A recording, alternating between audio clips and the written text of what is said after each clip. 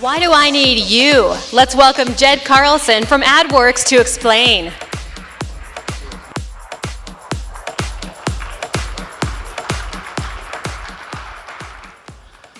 Listen, I found the house on Zillow.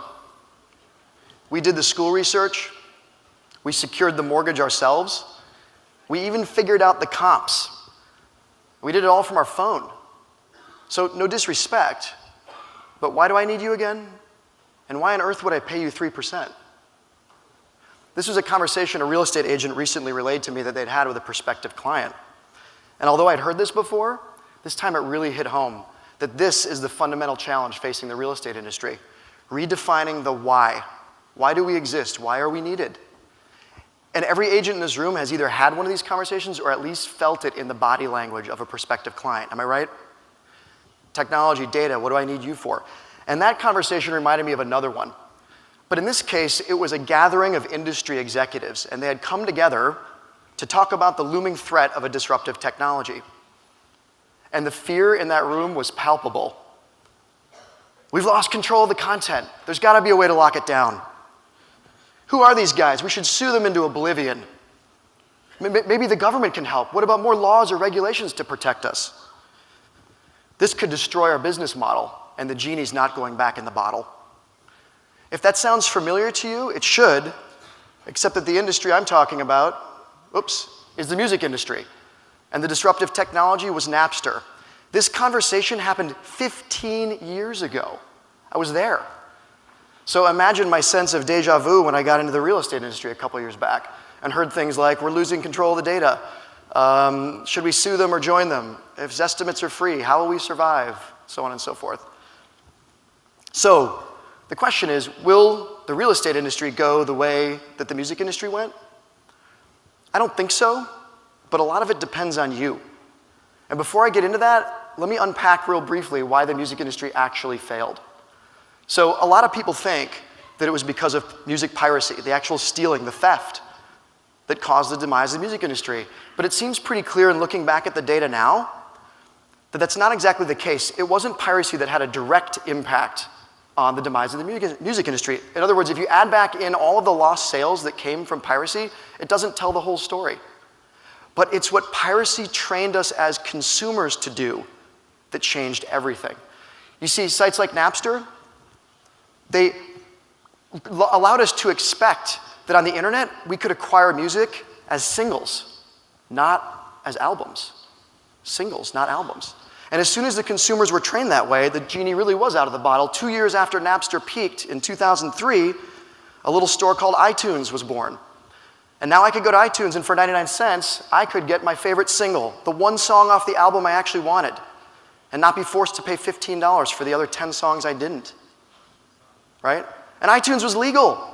Not only was it legal, it was a better user experience than stealing music. So it was great. So let's see how the music industry has performed since then. So take a look at this chart. Singles are the red line, selling like hotcakes, right? Crazy good. Everybody wants singles. It's awesome. Albums are the blue line. Industry up over $1 billion on singles, down $7 billion on the lost revenue from albums.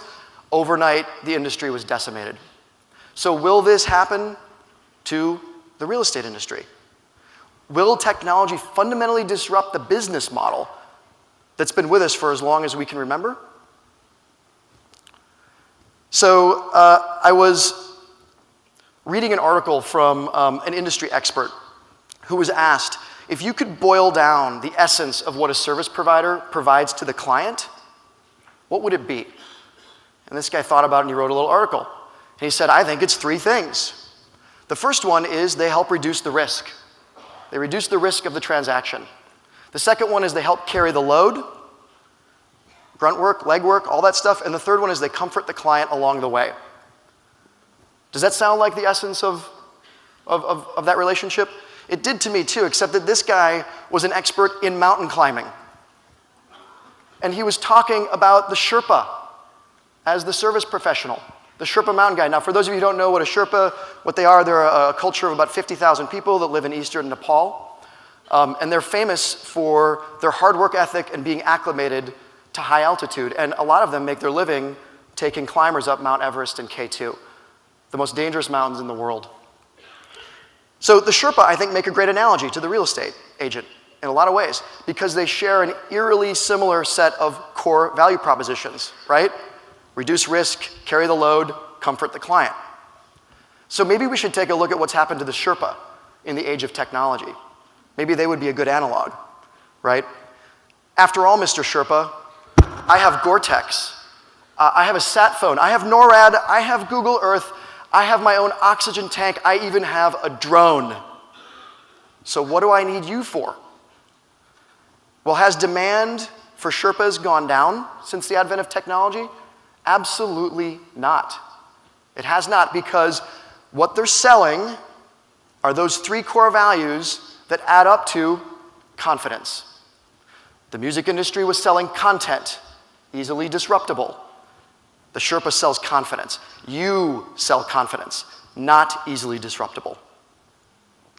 So, if the Sherpa sells confidence and it's not easily disruptible, how do they think about technology? They're not afraid. They think it's awesome. Have your own gear? Fantastic. I don't have to go to the outfitter and get it for you. You've got a satellite phone? That's amazing. I don't need to let you share mine, and I don't need to bring extra batteries. Oh, you've got a weather app on your phone? Amazing. I don't have to explain to you why we're not going climbing today. You can look at the weather and know why we're not. So the Sherpas have found a way to embrace technology. In fact, can you even imagine a day when the Sherpa mountain guide is replaced by some sort of climbing robot that people would actually trust to take them up that journey? I can't, although my imagination is admittedly limited. I don't think it's a coincidence then either that in this age of technology booming in real estate, did you know that for sale by owner is at its lowest percentage in over a decade? In fact, the number of people choosing to climb the real estate transaction by themselves is at its lowest point since 1981. And this is with the free flow of information and technology. So maybe there's nothing to be too afraid of, right? So let's take it all the way back to my friend at the beginning of the conversation who had that awkward conversation with the prospective client. And maybe the issue is really about how she positions herself and her ability to answer those questions about why you. So let's try those questions on one more time.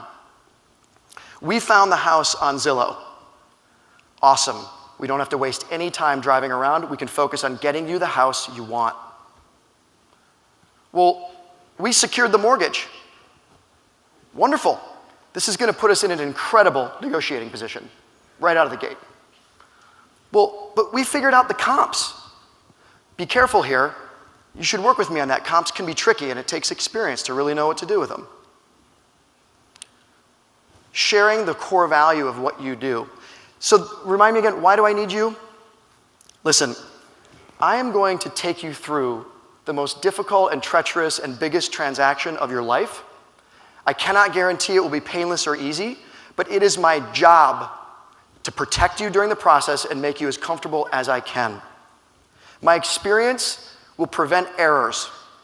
And when something unexpected comes up, we're going to benefit from my experience. Listen, I've got your back all the way through the process, even beyond the close until you are satisfied. I am your Sherpa.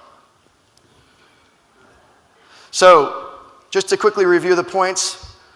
Number one, people didn't need what the music industry was selling. I didn't want those 10 extra songs. And yet that was what a lot of the value was trumped up on. Two, your product is confidence, not content. Confidence is something that is incredibly difficult to disrupt. And three, go forward, be awesome, and embrace technology like the Sherpa have. Thank you.